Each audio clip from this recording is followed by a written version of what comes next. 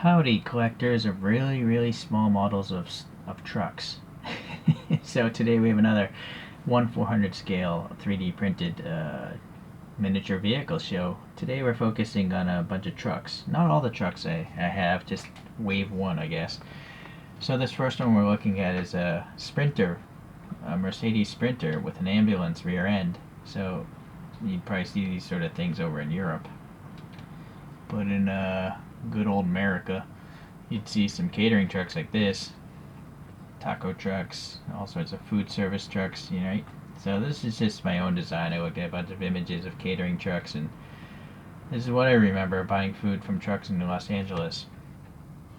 Alright, so here we got the original Bigfoot monster truck. So original it doesn't have the engine, the intake sticking out of the hood. So I actually went ahead and revised this CAD file already because I think Bigfoot should have the air filter sticking out. So this is the only one of this in existence. All right, some funky thing in the past. GM Motors made this thing called the Future Liner, and it was a showcase of technology from GM. So these doors here on the side would open up and they'd show some sort of technology. I think it's from the 50s or something like that. Maybe even the 40s. Well, it'd probably have to be the 50s because World War II was the 40s, right? So, yeah. It's a funky looking truck slash... It's not a bus, though. There's no people in the back, so I guess it's a truck. Alright. This next one here is just a good old laundry service step van. So a step van usually has a low floor, so you can just step right into the thing. And, you know, stuff like UPS trucks would be step vans. But to me, they just look like trucks. Alright, next one up is a money truck. So think about like Brinks, Wells Fargo, that kind of stuff. This is a 28-foot money truck. And then I've had to move across the country a couple times. And so this is a 26-foot moving truck. Pretty much like the same kind of trucks that you'd see like U-Haul renting out. Alrighty. And then I have another step van, but this is a police, FBI, or SWAT, whatever you want to, some sort of authority. And it just reminds me of movies where they have these types of some vans. Let me clear out some room here. And you may have seen one of these if you live in America. It's the good old Oscar Mayer Wienermobile. There have been many Wienermobiles throughout the years, but this one is, I don't know, maybe it's from the 90s. I forget which one I modeled, but that's what this guy is. Alright. This next one is my own design. It's just supposed to be like a European truck, and it's a box van, or a box rear end. I designed a lot of trucks for my 1/400 scale airplanes. Alright, a couple semi-trucks coming up.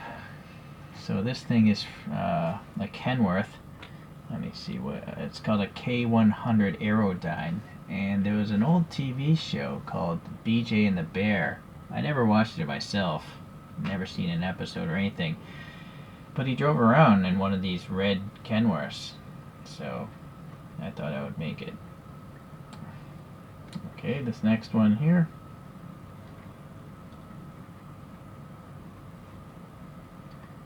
This is from Smokey and the Bandit. So the Bandit drove this thing. It's a Kenworth W900A. So both of these are quite large trucks, obviously. Alright. And this thing here, that's a Mack. It's called a Mack R. And then this has a short 35-foot box trailer that I decided to leave the doors open because almost all my trucks have closed rear doors. So if you want to like load stuff into the back of this, you can. These models are also available in larger scales on Shapeways, but naturally they're going to cost more. But they'll be easier to paint. Everything's a trade-off. Alright, now this next one, if you like the Transformers movies, you'll recognize the shape, you just won't recognize the paint job, because I'm not a really good painter. I kind of got this trailer here. These are identical, just different paint. So this is supposed to be like the Optimus Prime trailer from the Transformers movie, and I broke the exhaust stacks off of that. So this one has intact exhaust stacks, but that Optimus Prime has like a blue to red flame paint job. So I didn't really even try. Maybe one day I'll print another one of these and try it out, but. It's a Peterbilt 379, according to the internet, what that Optimus Prime truck was. Okay. So another Mack truck, but with a different type of trailer. This is a 35-foot, no, I'm sorry, a 38-foot flat step trailer. So used to transport vehicles, I assume. Okay, let's clear these guys out because we're going to move into the world of fuel trucks, and many are airport related because again I started all this 1/400 stuff because I collect 1/400 scale airplanes, and there weren't too many choices, so I just decided to make my own. So this is called a Dennis Eagle fuel truck, and it's a 3-axle truck of some sort. It's very low because it has to drive underneath the wings of airplanes. In fact, actually, if you go back, let me get a short this Mack truck here. See, look how tall. Yeah, it's a little truck. Okay. This next one again is my own design. It's just a European kind of look to it. It's a fuel truck. And this next one again is my own design, but this is a 4-axle one. And this, in this case, is a platform that's supposed to move up and down and fuel the airplane. Okay, this next one again is my own design. That's a tractor trailer, 3-axle. And I've seen trailers like that, so I decided to model my own. And then here's a different one again, a tractor trailer, but totally different tractor and trailer. So they're all supposed to be fuel trucks. Now this next pair, just different colors. This is a real truck. Sorry. Focus. This is called a Kenworth Dart 10K. I think it probably holds 10,000 gallons or 10,000 liters. I don't know what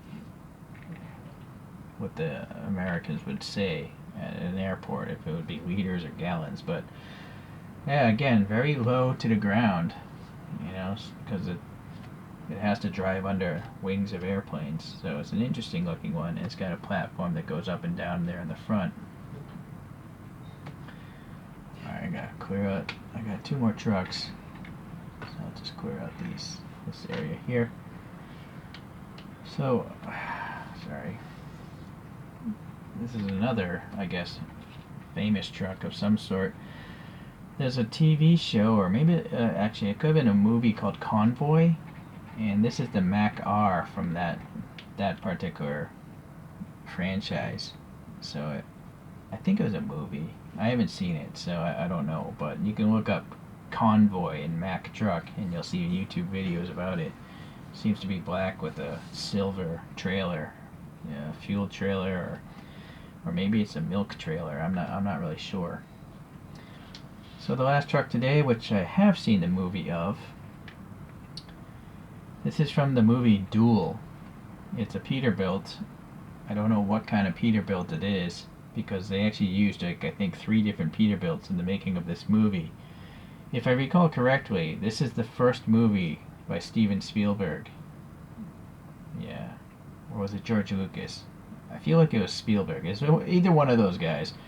And it's about a madman driving this truck, and he's chasing down someone that, like, you know, started his road rage. Okay? And there was also different trailers. I watched that movie a bunch, and I just kind of made a compromise in my design based on the different trucks that were used in that movie. Okay, let me get all these guys all organized here. If you're new to my channel, this is my reference. It's a US penny with a classic Range Rover on there, so it gives a sense of scale in relation to the other vehicles, right? So which was your favorite, if you could even tell, because these are so small? My favorite would be these three, the Wienermobile, the Futureliner, and the Bigfoot, of course. But I do like the movie trucks as well. Those are kind of neat, but they're just big. So here's a idea of their length. Alright, well, hopefully you appreciate some trucks. So keep on rolling. Stay easy. Alright, see you in the next video.